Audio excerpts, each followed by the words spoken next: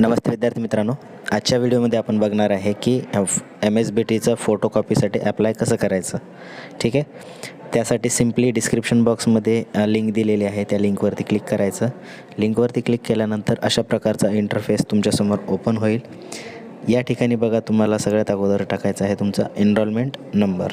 ठीक आहे. Enrolment number टाकायचा, त्यानंतर तुमचा सीट नंबर टाकायचा, ज्या सेमिस्टरचे तुम्हाला पेपर फोटोकॉपीसाठी अप्लाय करायचं आहे ते, आणि नंतर व्हेरीफायवरती क्लिक करायचं. या ठिकाणी सक्सेसचा मेसेज येईल. त्यानंतर तुमचा रजिस्टर्ड मोबाईल नंबर टाकायचा आहे ना, आणि मोबाईल नंबर टाकल्यानंतर सेंड OTP वरती क्लिक करायचं. ठीक आहे. सेंड OTP वरती क्लिक केल्यानंतर तुम्हाला रजिस्टर्ड मोबाईलवरती तुमचा OTP येईल. तो OTP तुम्हाला या ठिकाणी टाकायचा आहे.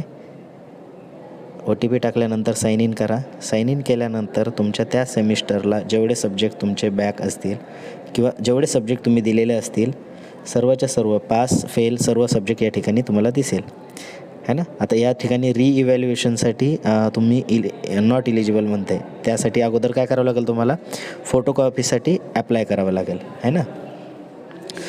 फोटोकॉपीसाठी अप्लाय करायचं झालं तर त्याची बघा फीस जी आहे, झेरॉक्स फोटोकॉपी बोलवायची फीस जी आहे 300 रुपये पर सब्जेक्ट आहे. आणि इव्हॅल्युएशनसाठी जर तुमचे मार्क वाढत असतील तर परत पाठवायचे असेल तर त्याची फीस 450 रुपये पर सब्जेक्ट आहे. ठीक आहे. तुम्हाला बघा एकदा तुम्ही फॉर्म सबमिट केल्यानंतर एडिट करता येणार नाही है ना. आणि फोटोकॉपी जी आहे ती तुमच्या रजिस्टर्ड मेल ID वरती पाठवण्यात येणार आहे. आता फोटोकॉपीवरती क्लिक केल्यानंतर बघा, email ID is mandatory to for photocopy असं म्हणतं आहे. त्यासाठी तुम्हाला काय करावं लागेल, तुमचा मेल ID जर अपडेट नसेल तर तुमचा मेल ID टाका आणि सेंड OTP वरती क्लिक करा.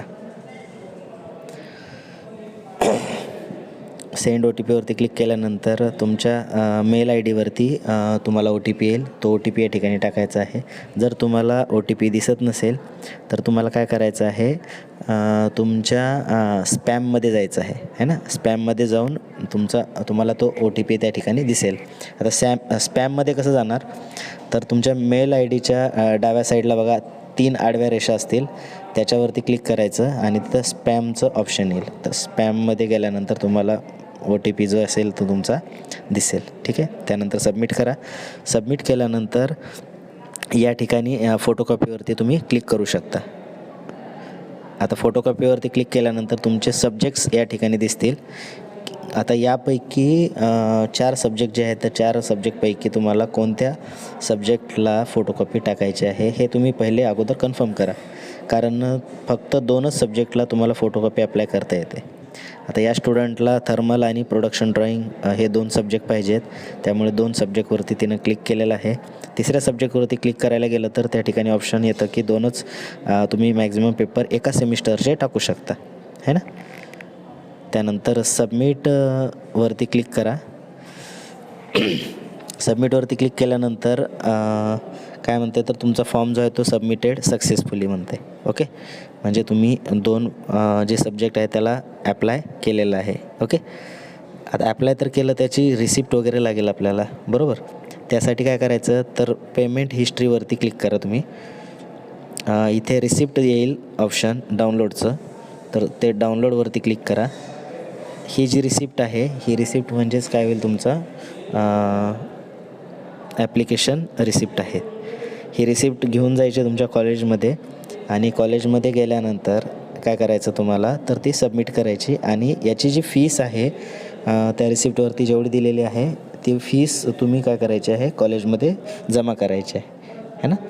तर कॉलेजमध्ये जमा केल्यानंतर कॉलेज तुमचे कन्सोलेटेड रिपोर्ट जो आहे तो नंतर MSBTला पाठवेल. आणि या ठिकाणी बघा स्टेटस जे आहे तुमचं पेंडिंग दाखवतं है ना. पेंडिंग दाखवतं तर कन्फर्म कधी होईल, ज्यावेळेस तुम्ही ही फीस तुमच्या कॉलेजमध्ये पे कराल तेव्हाच है ना. त्यामुळे विद्यार्थी मित्रांनो, अगोदर काय करायचं आहे, ही रिसिप्ट जी आहे ती रिसिप्ट घेऊन कॉलेजमध्ये जा, आणि त्या ठिकाणी तुम्ही जे पेमेंट या ठिकाणी दिलेलं आहे ते तेवढं पेमेंट रिसिप्टवरचं कंप्लीट करायचं आहे ना.